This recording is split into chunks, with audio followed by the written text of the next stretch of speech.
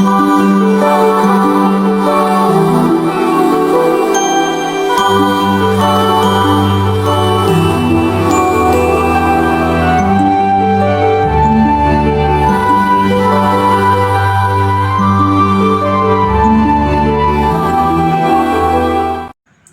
everyone, good morning, good afternoon, and good evening, wherever you are. So, welcome to my video. But first of all, let me introduce myself. My name is Rosalina Putri Liansi Siregar from English Education Study Program with NPM A1B0246NE. So everyone, in this video, I will explain an article with title American Informal Empire, Asian Power and Culture in the 1940s. So let's get right into it. American Informal Empire, Asian Power and Culture in the 1940s. Jadi, artikel ini ditulis oleh Charles W. Hayford dan diterbitkan pada tahun 2010. Baiklah, teman-teman, sebelum kita masuk dan dalam pembahasan artikel ini, sebelumnya saya akan menjelaskan artikel ini membahas tentang apa. Jadi, artikel ini membahas bagaimana Amerika Serikat membangun kekuasaan dan pengaruh di Asia Timur pada tahun 1940, yaitu masa setelah Perang Dunia Kedua dan awal mula Perang Dingin. Menariknya, teman-teman, di sini Amerika tidak membangun kekuasaannya melalui penjajahan langsung atau formal empire seperti negara-negara sebelumnya, yaitu negara-negara Eropa, melainkan Amerika ini melakukan empire itu melalui sesuatu yang disebut dengan informal empire atau imperium tidak langsung, atau bisa juga disebut penjajahan tidak langsung.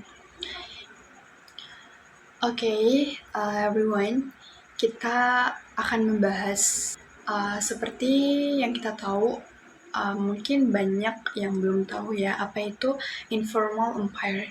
Jadi, informal empire atau imperium tidak langsung adalah kekuasaan di mana sebuah negara itu mempengaruhi atau mengendalikan negara lain tanpa menjajahnya secara resmi atau secara langsung. Artinya, negara tersebut tidak mengambil alih wilayah atau pemerintahan secara langsung, tetapi tetap menentukan arah politik, ekonomi, dan juga budaya negara lain itu melalui pengaruh-pengaruh yang dibuat negara tersebut.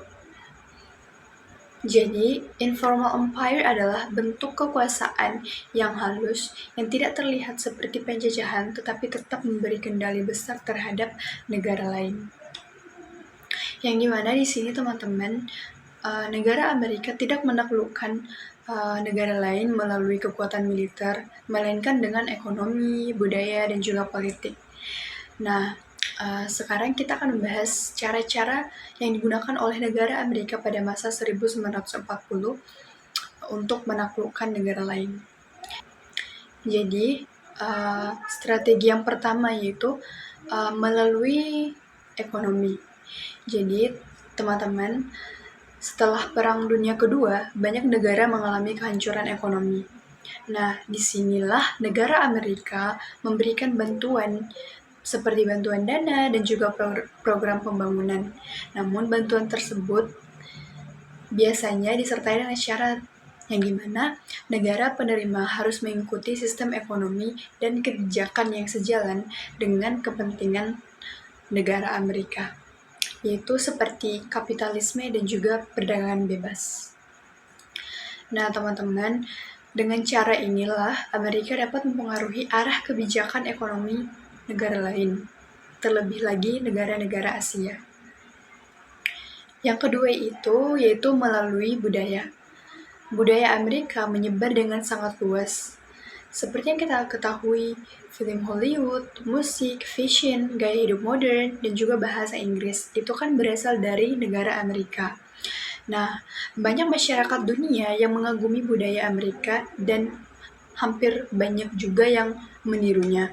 Nah, dari sinilah Amerika membentuk citra sebagai negara modern, bebas, dan juga maju. Pengaruh budaya ini membuat banyak negara mulai melihat Amerika ini sebagai negara yang modern atau negara panutan. Yang ketiga itu yaitu melalui politik dan militer. Jadi di sini Amerika itu menempatkan tentara di beberapa negara, teman-teman, yaitu seperti membuat perjanjian internasional dan mendukung pemimpin-pemimpin yang dianggap pro-Amerika. Nah, dengan cara ini, mereka bisa ikut menentukan arah politik di negara tersebut tanpa harus menjajahnya secara langsung ataupun menjajahnya secara fisik gitu.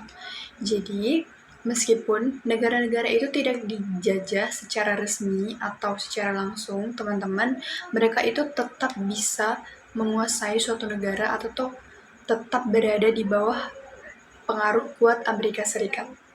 Nah, inilah yang disebut imperium tidak langsung, kekuasaan yang halus tetapi tetap memiliki kendali yang besar. Oke, teman-teman, selanjutnya kita akan membahas tentang kondisi masyarakat Amerika pada tahun 1940. Jadi, teman-teman, berdasarkan isi artikel ini, ada beberapa kondisi penting yang menggambarkan masyarakat Amerika pada tahun 1940. Nah, di sini Amerika menjadi negara superpower setelah memenangkan Perang Dunia Kedua. Jadi, Amerika itu muncul sebagai negara yang paling kuat di dunia, baik secara militer maupun ekonomi. Masyarakat Amerika merasa bangga dan memiliki tanggung jawab yang besar untuk memimpin dunia serta melindungi sistem demokrasi, teman-teman. Nah, keyakinan terhadap demokrasi dan juga kebebasan juga termasuk. Nah, pada masa itu, masyarakat Amerika sangat percaya bahwa sistem mereka itu adalah sistem demokrasi, bebas, dan juga ekonominya terbuka. Dan negara Amerika itu merasa bahwa ekonomi mereka adalah ekonomi terbaik di dunia.